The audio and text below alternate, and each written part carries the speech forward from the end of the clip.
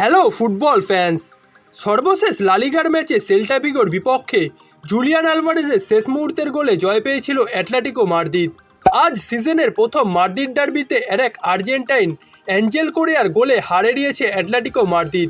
বদলি হয়ে মাঠে নেমে ম্যাচের 95তম মিনিটে অ্যাটলেটিকো মাদ্রিদের হয়ে সমতাসূচক গোলটি করেন অ্যাঞ্জেল কোরেয়া, যার দ্বারা এই সিজনে লালিগার প্রথম মাদ্রিদ ডার্বি 1-1 গোলে ড্র হয়েছে।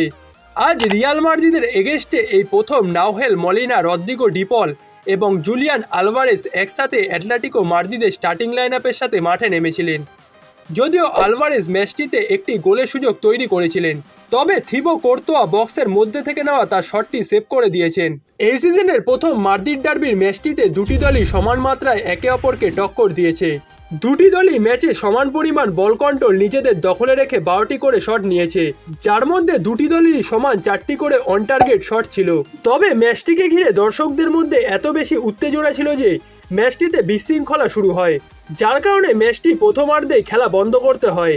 পরবর্তী সময় যখন পরিস্থিতি নিয়ন্ত্রণে আসে, তখনই খেলোয়াড়রা আবারও মাঠে ফেরেন।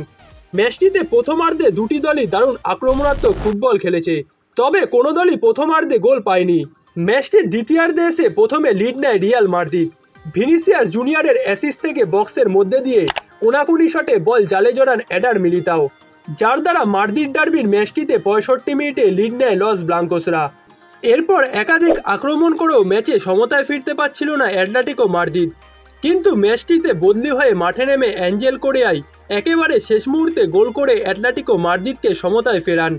এর আগে এই সিজনে চ্যাম্পিয়ন্স লিগের প্রথম ম্যাচেও আরবি লেপজিগের এগেস্টে বদলি হয়ে মাঠে নেমে গোল করে দলকে জিতিয়েছিলেন অ্যাঞ্জেল কোরেয়া।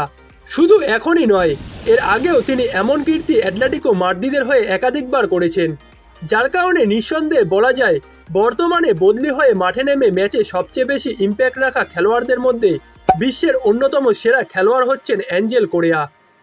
তার মতো এমন খুবই কম প্লেয়ার আছে যারা কিনা বদলি হয়ে মাঠে নেমেও তার দলের হয়ে ধারাবাহিক পারফর্ম করতে পারেন, যার কারণে অ্যাটলেটিকো মাদ্রিদের স্কোয়াডটিতে ডিয়াগো সিমিওনে অ্যাঞ্জেল কোরেয়াকে আলাদা গুরুত্ব দেন।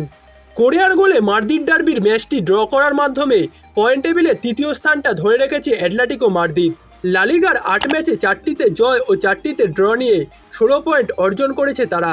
বিপরীতে রিয়াল মাদ্রিদ 8 ম্যাচে 5টিতে জয় ও 3টিতে ড্র নিয়ে 18 পয়েন্টের সাথে টেবিলে দ্বিতীয় স্থানে আছে এবং 8 ম্যাচে 7টিতে জয় ও 1টিতে হার নিয়ে 21 পয়েন্টের সাথে টেবিলে শীর্ষে আছে বার্সেলোনা।